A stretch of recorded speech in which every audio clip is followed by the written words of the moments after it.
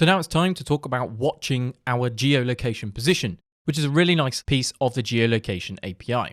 So first off, we can get the current position, which we know is just a single time request. However, we also have the option to pass this watch position. Now the great news is that we have this handle success, handle error, and our options object.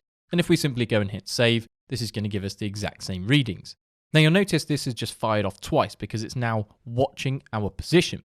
Anytime we get a different position, now our watch position returns us a value.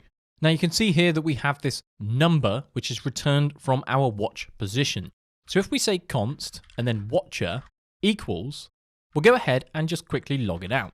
So we'll say console log it out and hit save. You can see that we have a number 1. Now this number 1 is simply an integer that identifies which handler. It might be that we are watching the position in multiple areas. So we have 1 and then perhaps 2 if there's a second handler. Now what this allows us to do is then pass this into a clear watch. So if, for example, we want to create a set timeout, inside of here we could then say navigator.geolocation. And this is the only method that we haven't used yet, is this clear watch. And we want to pass in our watcher.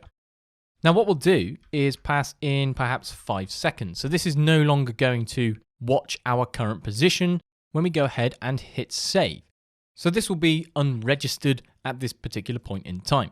And it might be that we want to in fact invoke this after a particular click event, or when a user perhaps reaches a particular destination or ends their journey perhaps.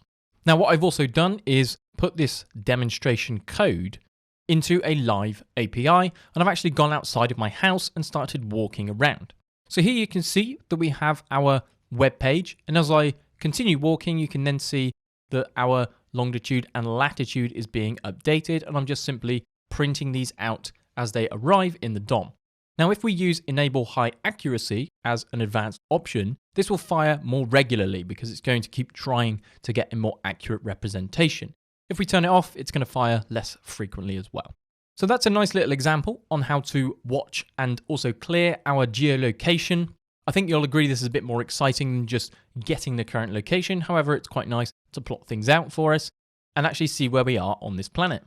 So what we're going to do in the next video is quickly render this longitude and latitude into a Google map, and that will finish off our geolocation chapter.